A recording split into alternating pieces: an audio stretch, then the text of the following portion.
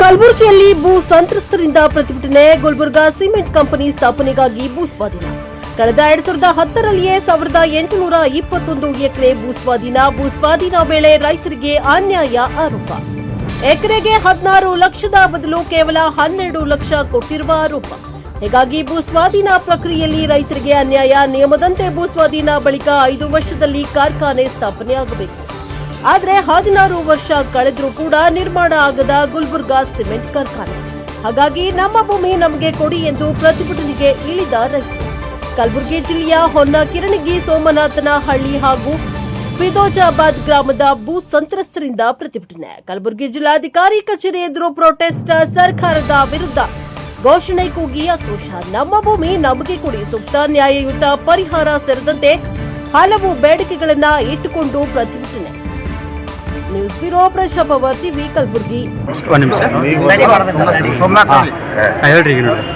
Gulbarga cement ಕಂಪನಿಯವರು 1821 ಎಕರೆ ತೊಗೊಂಡ್ರ. ಈಗ ತೊಗೊಂಡು 2012-13 ಸ್ವಾಧೀನಪಡಿಸ್ಕೊಂಡ್ರ. ಇಲ್ಲಿ ತನಕ ಏನೂ ಮಾಡಿಲ್ಲ. ಇಲ್ಲಿ ತನಕ ನಮ್ಗೆ ಏನದ ರೈತರಿಗೆ ನೌಕರಿ ಇಲ್ಲ, ಏನಿಲ್ಲ, ಹೊಲ ಈಗ ಸದ್ಯ ಬಂದು ಬಿಡೋರ್ಲ ಅಂತಾರೆ. ಅದಕ್ಕೆ ನೀವು ಈ 5 ವರ್ಷನೇ ಕಟ್ಟಬೇಕು, ಕಟ್ಟಿಲ್ಲ. ಅದಕ್ಕೆ ನಮ್ಮ ಭೂಮಿ ನಮ್ಗೆ ಬಿಡ್ರಿ. ಇಲ್ಲ ಅಂದ್ರೆ 4 ಲಕ್ಷ ರೂಪಾಯಿ DC ಅವ್ರು ಏನು ಮಾಡ್ರ, ದರ ನಿಗದಿ ಮಾಡಕ್ಕೆ ಕರೆದಾರ. ಎಲ್ಲ ರೈತರಿಗೆ ಕರೆದಾರ ದರ ನಿಗದಿ ಮಾಡಕ್ಕೆ. ರಂಗ ಮಂದಿರದಾಗ ಹೋಗಿದ್ದೆವು ನಾವು. ರೈತರಿಂದ 25 ಅಂದೆವು. ಅವರು ಕಂಪ್ನಿಯವರು ಕಮ್ಮಿ ಅಂದರು. ಅದಕ್ಕೆ ನಡಬರ್ಕ್ DC ಮಾಡ ನಿಗದಿ ಮಾಡ್ರ. ಅವರು 16 ಲಕ್ಷ ಬರ್ದಾರ.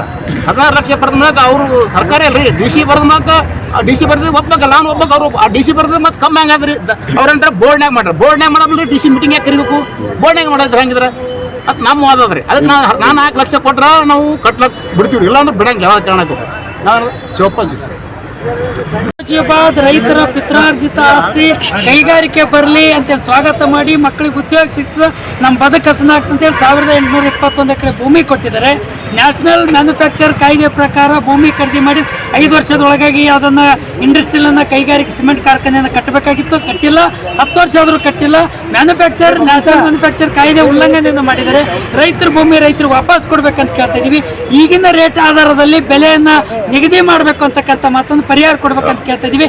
ಹಿಂದಿನ ಜಿಲ್ಲಾಧಿಕಾರಿಗಳನ್ನ 16 ಲಕ್ಷ ರೂಪಾಯಿ ಪರಿಹಾರ ಕೊಡ್ಬೇಕು ಪ್ರತಿ ಎಕರೆಗೆ ಅಂತೇಳಿ ಪ್ರೊಸೀಡಿಂಗ್ ಅನ್ನ ಪಾಸ್ ಆಗಿದೆ. ಆ ಪ್ರೊಸೀಡಿಂಗ್ ಬೈಪಾಸ್ ಅನ್ನ ಮಾಡಿದರೆ ಕಂಪನಿಯವರು. ಮತ್ತೆ KIDB ಇಲಾಖೆ ಸಂಪೂರ್ಣವಾಗಿ ರೈತರ ಬೆನ್ನಿಗೆ ಚೂರಿ ಹಾಕಿ ಮೋಸ ಮಾಡಿದ್ದಾರೆ. ಅವ್ರ ಮೇಲೆ ಕ್ರಮ ಜರುಗಿಸಬೇಕು. ಈ ಭೂ ಸಂತ್ರಸ್ತರ ನೆರವಿಗೆ ಸರ್ಕಾರ ಬರಬೇಕು, ಜಿಲ್ಲಾಡಳಿತ ಬರಬೇಕು ಅಂತೇಳಿ ಒತ್ತಾಯಿಸುವ ಪ್ರತಿಭಟನೆಯನ್ನು ನಡೆಸ್ತಾ ಇದ್ದೀವಿ. 1821 ಎಕರೆ ಭೂಮಿಯನ್ನ ಒತ್ತುವರಿ ಮಾಡಿದ್ದಾರೆ.